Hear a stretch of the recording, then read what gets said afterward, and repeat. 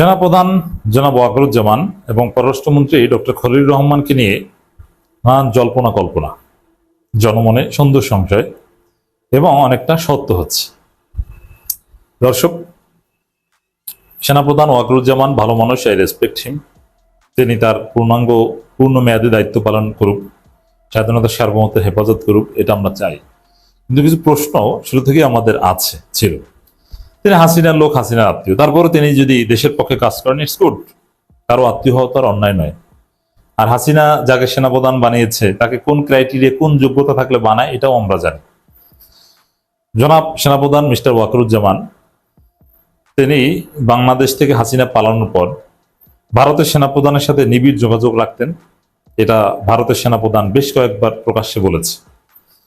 যে ভারতের বিরুদ্ধে আমরা স্বাধীন হয়েছি, বাংলাদেশের শত্রুরা যারা ভারতে আশ্রয় নিয়েছে, সেই ভারতের সেনাপ্রধানের সাথে সার্বক্ষণিক নিবিড় যোগাযোগ রাখা এটা কোনো ভালো কাজ নয়। এটার পিছনে দুর্বিসন্ধি ছিল। এই কাজ কিন্তু ঘটেছে। এছাড়া দেখেন, ক্যান্টনমেন্টে যারা আটক ছিল সবাইকে সেফ এক্সিট দিয়েছে কে? উত্তর হচ্ছে সেনাপ্রধান ওয়াকারুজ্জামান। হাসিনাকে নিরাপদে পাঠিয়ে দিয়েছে, অথচ হাসিনাকে আটক করে বিচার করার কথা, এই গণহত্যাকারী ডাইনিকে ফাঁসির কাস্টে ঝোলানোর কথা। কিন্তু রাষ্ট্রীয় প্রোটোকলে পছন্দের দেশে দিয়ে এসেছেন। এটা কি ভালো কাজ? শুধু এটা না, এই যে ভারতের সেনাপ্রধানের সাথে ওয়াকারুজ্জামানের সার্বক্ষণিক যোগাযোগ ছিল কেন? শিরিন শারমিন ছিল কোথায়? সাবেক স্পিকার শিরিন শারমিন সেনাবাহিনীর হেফাজতে ছিল। সেই শিরিন শারমিন নিরাপদে ভারতে গেছেন। এর মানে সেনাপ্রধানের উন্নত ব্যবস্থাপনায় তাকে ভারত যেতে দেওয়া হয়েছে, অথচ তিনি মামলার আসামি। ডক্টর হাসান মাহমুদ, সাবেক পররাষ্ট্রমন্ত্রী, তিনি তো কার্যত গ্রেপ্তার হয়েছেন, কিন্তু কিভাবে, কোন ফাঁকে সেনাপ্রধান তাকে বিদেশ যেতে দিয়েছেন আজ পর্যন্ত আমরা এটা জানতে পারিনি। মোহাম্মদ আরাফাত ধরা পড়েছেন, কিন্তু কিভাবে তাকে বিদেশ যেতে দেওয়া হয়েছে, পালাতে দেওয়া হয়েছে, আমরা কেউ জানি। এটা সব সেনাবাহিনীর ব্যবস্থাপনা হয়েছে। বড় বড় ভয়ানক অপরাধীরা যারা সেনাবাহিনীর হেফাজতে ছিল তারা সবাই নির্বিঘ্নে নিরাপদে জায়গায় যেতে পেরেছে। বেশিরভাগই, দুই একজন পরবর্তীতে স্বাভাবিক জীবনে বা ক্যান্টনমেন্টের বাইরে এসে ধরা পড়েছে। এর মানে সেনাপ্রধান যাকে চেয়েছেন তাকে সেফ এক্সিট দিয়েছেন, যাকে চান নাই দেন নাই। অথবা একটা সন্দেহ সংশয় তাকে নিয়ে ছিল। তারপরও তার অনেক ভালো দিক আছে, তিনি আমাদের বিপ্লবের পার্ট, তাকে নিয়ে আমরা দেশ গড়তে চাই। কিন্তু এর মানে এই নয় যে তিনি সমালোচনা ঊর্ধ্বে। এরপরে দেখেন, বিএনপি ক্ষমতা এসেছে। এখানে একটা মজার বিষয়, রাজনীতিতে সেনাবাহিনীর হস্তক্ষেপ করার কথা না, কিন্তু ইউনূস সরকারকে নানানভাবে ইরিটেট করেছে। এই যে চুপ্পুকে রেখে দিয়েছে কে? উত্তর হচ্ছে সেনাপ্রধান। বিএনপি আর সেনাপ্রধান, চুপ্পু নিজেই স্বীকার করেছে। তো চুপ্পুকে কেন রেখেছেন? চুপ্পুকে রাখতে সেনাপ্রধানের এত কেন দরদ? এই প্রশ্ন জনমনে আছে। এবং ভারত থেকে বিক্রম মিস্ত্রি একবার বাংলাদেশে সফরে এসেছিল, তার সাথে গোপন মিটিং করেছিলেন কাউকে না জানিয়ে সেনাপ্রধান। ইউনূসের অনেক ফাইল আটকে দিয়েছে সেনাপ্রধান। ইউনূসকে কোঅপারেট করেনি, কিন্তু চুপ্পুকে কোঅপারেট করেছিল। ইউনূস সরকার তো চুপ্পুকে সরাবে করে, কিন্তু সেনাপ্রধানের কারণে পারেনি। আবার খলিলুর রহমানের সাথে তার দ্বন্দ্ব ছিল, এটা এবং ধান্দাবাজি কত প্রকার কি দেখেন। এই সেনাপ্রধান এবং পররাষ্ট্রমন্ত্রীর মধ্যে কত বিভেদ, দ্বন্দ্ব, হ্যাঁ, একজন একজনকে সরিয়ে দেয়, কত কিছু। ওয়াকারুজ্জামানকে সরাতে নাকি অনেক কষ্ট চেষ্টা করেছেন, কিন্তু দিন শেষে দেখা গেল যে এরা দুইজনেই এখন একত্রে কাজ করছেন। সালাউদ্দিন আহমেদ এবং খলিলুর রহমানের মধ্যে কি ঝগড়া, সালাউদ্দিন আহমেদের কি উত্তেজনা, এখন দুইজনে পাশাপাশি দাঁড়িয়ে হাসাহাসি করেন, ডলাডলি করেন। এবং ডিজিএফআইর নতুন মহাপরিচালক বিএনপি সরকার গঠনের পরেই এদের দৌড় ভারতমুখী। দেখেন, ডিজিএফআইর যিনি নতুন মহাপরিচালক তিনি কিন্তু ওয়াকারের খুব কাছের লোক, আমরা চিনি, জানি। তার সর্বপ্রথম দৌড় হচ্ছে কোথায়? ভারতে। ভারতে যে সবকিছু ঠিকঠাক করে ফেলেন, রয়ের সাথে মিটিং করে অনেক কিছু সেট আপ করে এসেছেন। সেই সেনাপ্রধান এখন সফরে গেছেন যুক্তরাষ্ট্র। এর মানে এই যে আমাদের যে পারসেপশন যে যুক্তরাষ্ট্র, ভারত সিভিল মিলিটারি ব্যুরোক্রেসি বিএনপিকে ক্ষমতা এনেছে, স্বাভাবিকভাবে তারা ক্ষমতা আসতে পারেনি। হ্যাঁ, এটা তো সত্য হচ্ছে। কারণ এখন দেখছি যে সেনাপ্রধান আমেরিকা সফরে গেছেন, মানে তাদের দৌড় আমেরিকা, সবার গন্তব্য মঞ্জিল আমেরিকা, নাম্বার ওয়ান। দ্বিতীয়, পররাষ্ট্রমন্ত্রী ডক্টর খলিল রহমান তিনি পড়েই থাকেন আমেরিকায়। আবার বাংলাদেশের কোন মন্ত্রী সর্বপ্রথম বিদেশ সফর শুরু হচ্ছে ভারত থেকে। 2 দিনের দ্বিপাক্ষিক সফরে 7 এপ্রিল ভারত যাচ্ছেন পররাষ্ট্রমন্ত্রী। এর মানে ভারত আমেরিকা ছাড়া বিএনপি সরকারের কোনো কথা নেই। এই যে জল্পনা কল্পনা তো এটাই যে ভারত আমেরিকা বিএনপিকে ক্ষমতা এনে দিয়েছে, ডিজিএফ এর প্রধান সর্বপ্রথম দৌড় দেয় ভারতে, পররাষ্ট্রমন্ত্রী ভারতে, পশ্চিমা দেশে অনেক দেশেই গেছেন, আরো অনেকে গেছেন, ওটা কোনো দ্বিপাক্ষিক সফর না। পররাষ্ট্রমন্ত্রী অনেকগুলো দেশে গেছেন, ইংল্যান্ডে গেছেন, অনেক দেশে, এমনকি স্বরাষ্ট্রমন্ত্রীও বিদেশে গেছিলেন, সেটা কোনো দ্বিপাক্ষিক সফরে যাননি, ইন্টারন্যাশনাল কনফারেন্সে অংশগ্রহণ করতে গেছেন। এই পররাষ্ট্রমন্ত্রী আমেরিকাও গিয়েছেন, ওরা জাতিসংঘের প্রোগ্রামে, কিন্তু দ্বিপাক্ষিক সফরে প্রথম যাচ্ছেন ভারত। মানে এদের মূল কেবলা ভারত এবং আমেরিকা।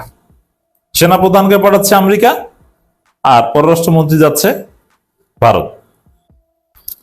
তো দর্শক, এভাবে নানান মেটিকুলাস ডিজাইন নাটকের মাধ্যমে জনগণের সাথে প্রতারণা করা হচ্ছে, এবং যে জল্পনা কল্পনা যে ভারত এবং আমেরিকা বিএনপি ক্ষমতা এনেছে, এটা সত্য হচ্ছে। এবং ভারতের সাথে খুব নিবিড় যোগাযোগ, অত্যন্ত নিবিড় যোগাযোগ বিএনপি সরকারের। ভারতের কনসার্ন ছাড়া বিএনপি সরকার কিচ্ছু করতে পারে না। এবং বাংলাদেশে নির্বাচন হয়ে গিয়েছে, অ্যাজ ইফ ভারত জিতে গেছে। প্রণয় ভার্মার যে কমফোর্ট, তিনি যেভাবে অত্যন্ত সাবলীল ভাবে চলাফেরা করছেন, দৌড়দৌড়ি করছেন, এবং ভারতের কর্মকর্তারা আসছে এবং বাংলাদেশ থেকে ভারতে যাচ্ছে, পররাষ্ট্রমন্ত্রী যাচ্ছে, চীনে তো কেউ যাচ্ছে না। দেখেন, ভারতের স্বার্থ মানে হচ্ছে চীনের স্বার্থ না। তো চীন আমাদেরকে টাকা পয়সা দেয় বা দিতে পারে, ভারত কিছু দিতে পারে না, জাস্ট তাদের কালচার, তাদের চিন্তা চাপিয়ে দিতে পারে। সেখানে আমরা দেখতে পাচ্ছি যে ভারতে মানে চীনে কেউ যাচ্ছে না, কোনো মন্ত্রী, কোনো গুরুত্বপূর্ণ কর্মকর্তা কেউ চীন যাচ্ছে না। এজন্য চীনের সম্পর্ক হচ্ছে জামাতের সাথে, এজন্য চীন তার অনুদান কার্যক্রম চালায় আমিরে জামাতের মাধ্যমে, আর বিএনপির কেবলা হচ্ছে ভারত। অথচ এটা আমরা চাইনি। এখানে আমাদের জুলাই বিপ্লবের একটা আকাঙ্ক্ষা এবং স্পিড এটাই ছিল যে বাংলাদেশ ভারত এবং চীনের মধ্যে ব্যালেন্স করবে এবং ভারতকে গুরুত্ব কম দিবে, ভারতের হেজিমনি ধ্বংস করতে প্রয়োজনকে চীনকে আমরা একটু প্রায়োরিটি দিব। চীন, পাকিস্তান এদের সাথে সম্পর্কের মাধ্যমে ভারতের যে ষড়যন্ত্র বাংলাদেশ বিরোধী, আমরা এটা রুখে দেব। অতএব আমাদের সম্পর্কের ধরনটা হওয়ার কথা ছিল অনেকটা চীন পাকিস্তান ওরিয়েন্টেড, কিন্তু না, সে আওয়ামী লীগের মতোই রয়ে গেল। মানে ওই জল্পনা কল্পনা যে ভারতের ফাঁদ থেকে বিএনপি সরকার বের হতে পারেনি, ভারত যা বলছে সেটা, বিএনপি সরকারের মঞ্জিল ভারত এবং আমেরিকা, সেনাপ্রধান এখন কোথায়? আমেরিকা, আর পররাষ্ট্রমন্ত্রী শীঘ্রই যাচ্ছেন কোথায়? ভারত। কত সুন্দর হিসাব, মজা না? জাতীয় সংসদ জমে উঠেছে। হ্যাঁ, জামাত জোটের এমপিদের নিয়ে জল্পনা কল্পনা সত্য হয়েছে। ধারণা ছিল যে জামাত জোটের এমপিরা সংসদ উত্তপ্ত করবেন। হ্যাঁ, সেটাই হয়েছে। এবং আমাদের সংবিধান মারানি, বিধি মারানি সালাউদ্দিন আহমেদ এবার টের পাচ্ছেন কত ধানে কত চাল। মোটামুটি ভালোই অপমানিত হয়েছেন। স্পিকার মাইক থামিয়ে দিয়েছেন, বসিয়ে দিয়েছেন, এবং যে বিধি মারাইতে চেয়েছিলেন সেই বিধি কাজে লাগেনি। বিরোধী দলীয় নেতা যে প্রস্তাব করেছেন সেই প্রস্তাব গৃহীত হয়েছে। এর মানে জুলাই সনদে সংবিধান সংস্কার বিষয়ে 31শে মার্চ 2 ঘন্টা ব্যাপী আলোচনা হবে। বিধি মারানি, সংবিধান মারানি সালাউদ্দিন ঠেকাতে চেয়েছেন, কিন্তু হাসনাত আব্দুল্লাহ, নাহিদ ইসলাম, আব্দুল হান্নান মাসুদের যে ধোলাই, জাতির সামনে সালাউদ্দিন আহমেদের প্যান্ট খুলে গিয়েছে। ভালো অপমানিত হয়েছেন। সালাউদ্দিন আহমেদের যে পোংটামি, এটা কিন্তু ছুটে গেছে, কারণ জনগণ দেখেছে যে সালাউদ্দিনকে গোনার টাইম নেই। সালাউদ্দিনের যে বিধি টিধি এটা চলে না, এমনকি অনেক ক্ষেত্রে স্পিকারও গ্রহণ করে না। এখন deputy speaker barrister Kaiser Kamal যথেষ্ট নিরপেক্ষতার পরিচয় দিয়েছেন। তো এটা কি, কেন, অথবা এটা কি নাটক, বা প্রথম প্রথম একটু নিরপেক্ষ সাজার চেষ্টা কিনা, এটা আলাদা আলোচনার বিষয়। বাট ঘটনা যাই ঘটুক, সালাউদ্দিন আহমেদ ডলা খেয়েছেন। তো স্পষ্টভাবে আব্দুল হান্নান মাসুদের বক্তব্য ছিল সবচেয়ে জ্বালাময়, ক্লিয়ার বক্তব্য। আব্দুল হান্নান মাসুদ ক্লারিফাই করেছেন যে স্বরাষ্ট্রমন্ত্রী তিনি কোথায় কি খুন খারাপি হচ্ছে, আইন শৃঙ্খলা পরিস্থিতির অবনতি হচ্ছে, তিনি এগুলো নিয়ে খোঁজ খবর নেবেন। তিনি আইন মন্ত্রীর দায়িত্ব পালন করছেন কেন, এটার ব্যাখ্যা দিবে আইনমন্ত্রী, অথচ আইনমন্ত্রী ব্ল্যাকআউট, তেমন কিছুই বলছে না। তো দর্শক, আবার নাহিদ ইসলামকে থামানোর চেষ্টা, বিএনপির এমপিরা দাঁড়িয়ে যাওয়ার চেষ্টা, জামাত এমপিরা রাগ হয়ে এখানে থাকার কি দরকার, বিরোধী দলের এমপিরা একথাও বলছেন। তো ওভারঅল এক কথায় যদি বলি, সংসদের যে মুলতবি অধিবেশন তৃতীয় দিনের মধ্যে শুরু হয়েছে, এই সংসদ জমে উঠেছে, এটা একটা সৌন্দর্য। এবং আমি সিগনিফিকেন্টলি দেখেছি, যেটা অতীতে কখনো ঘটেনি, যে এদেশের তরুণ প্রজন্ম এবং জনতা সংসদ দেখছে। একটা সময় বিটিভিতে বা রেডিওতে, আমরা যখন ছোট ছিলাম, আমি 2001 থেকে 2006 পর্যন্ত, বয়সে খুব ছোট ছিলাম, 2006 সালে সম্ভবত 7 বা 8, 9, 7-এ পড়ি হয়তো, কিন্তু একদম ক্লাস 5-4 থেকেই সংসদ শুনি, রেডিওতে শুনতাম। বিটিভি দেখারও সুযোগ আমাদের হয়নি, রেডিওতে শোনার সুযোগ হয়েছিল। ব্যারিস্টার জমিরুদ্দিন সরকারের উপস্থাপনা শুনতাম, ভালো লাগতো। এছাড়া প্রেসিডেন্ট আব্দুল হামিদ, তিনি যখন স্পিকার ছিলেন আওয়ামী লীগ আমলে, তার উপস্থাপনাও ভালো লাগতো।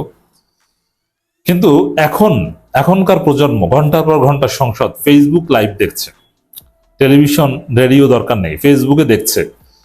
এবং যারা লাইভ দেখতে পাচ্ছেন না, তারা মিনিমাম কাটপিস সংক্ষিপ্ত বক্তব্য শুনছেন, মন্তব্য করছেন, এগুলো নিয়ে আলোচনা করছেন। তো একটা বিষয় এখানে ভালো, যে সংসদ পুরো জাতির আলোচনার কেন্দ্রবিন্দুতে পরিণত হয়েছে, যেটা হাসিনার আমলে ছিল না। যেমন হাসিনার আমলে 18 সালের পর থেকে তো ফেসবুক ব্যাপক জনপ্রিয়, এটা তো নিঃসন্দেহে বলা যায়। কিন্তু সংসদে কে কি বললো, এগুলো নিয়ে কোনো আলোচনা ছিল না। কিন্তু এখন ফেসবুক ঢুকলেই সংসদময়। সংসদে 18 সাল থেকে 24 সাল পর্যন্ত, অথবা 24 সালের পর যতদিন ক্ষমতায় ছিল হাসিনা, সংসদের কোনো ছবি টবি, এটা তেমন কোনো আলোচনার বিষয় ছিল না, কারো কোনো আগ্রহই ছিল না। 14 সালের পরে সংসদ আগ্রহ হারিয়েছে। কিন্তু এবার দেখেন, সংসদে প্রত্যেক এমপির ছবি বা তার বক্তব্য, এগুলো জাতীয় রাজনীতির আলোচ্য বিষয়, চায়ের দোকানের আলোচ্য বিষয়। সেই হিসাবে যেহেতু একদম প্রান্তিক পর্যায়ে সংসদের কার্যক্রম নিয়ে আলোচনা হয়, মানুষ দেখে, মূল্যায়ন করে, চায়ের দোকানে আড্ডায় বলা হয়, স্বামী স্ত্রী ঘুমের আগেও আলোচনা করে। সেক্ষেত্রে সালাউদ্দিন আহমেদ যে ধরা খেয়েছেন, যে পংটামি করতে, যে বিধি মারাতে, যে মানে এই যে সংবিধানের দোয়ায় বিধিমালা লোক, এইসব কথা বললে আরো অপমানিত হতে হয়। এই সংবিধান ফলো করি, এটা কোনো গর্বের বিষয় না, এটা লজ্জার বিষয়। দিন শেষে সালাউদ্দিন আহমেদ টের পাবেন, অলরেডি পাচ্ছেন, যে কত দানে কত চাল। এবং জুলাই সনদ, সংবিধান সংস্কার, এগুলো এড়ানো যাবে না। এবং আব্দুল হান্নান মাসুদদের যে হুঙ্কার, যে গুলি খেয়ে আন্দোলন করেছি, আবার গুলি খাবো, প্রয়োজনে রাজপথে নামবো। অতএব আমার মনে হয় যে এগুলো নিয়ে যদি বেশি পংটামি সালাউদ্দিন করতে যায়, এগুলোকে সালাউদ্দিন যেটা করছেন, ওটাকে আখ্যায়িত করার জন্য পংটামি, দুষ্টামি, ফাজলামি, সংবিধান মারানি, বিধি মারানি, এছাড়া অন্য কোনো সম্মানজনক শব্দ ব্যবহার করা যায় নাই, কারণ এটা একটা ফেসিবাদী আচরণ। এবং সালাউদ্দিন আহমেদ যেটা করছেন, এটা সুস্পষ্টভাবে শিলং থেকে ট্রেনিং নিয়ে এসে ভারতের এজেন্ডা বাস্তবায়ন করছেন, জুলাই সনদকে, জুলাই অভ্যুত্থানের স্পিডকে ধামাচাপা দেওয়ার চেষ্টা করছেন। অতএব তার এই কার্যক্রম নিঃসন্দেহে নেতিবাচক, পুরো জাতিকে বুঝানো দরকার। আব্দুল হান্নান মাসুদের মতো প্রত্যেক এমপির প্রতিবাদ করতে, হুইজ সালাউদ্দিন, শিলং থেকে এসে এই লোক এত চালাকি করছে কেন, তার অবদানটা কি বাংলাদেশে? একজন এসেছে জুলাই বিপ্লবের সময়, কোনো খবর নাই, উন্নত দেশে 5 স্টার লাইফ লিড করেছে, সেই বিদ্যুৎ ও জ্বালানি মন্ত্রী ইকবাল হাসান মাহমুদ টুকু, আবার এসেছে এই শিলং সালাউদ্দিন, এরা এসে পুরো জাতিকে ডমিনেট করবে। না, জাতি যেটা মেনে নেবে না, এটা স্পষ্ট হয়েছে।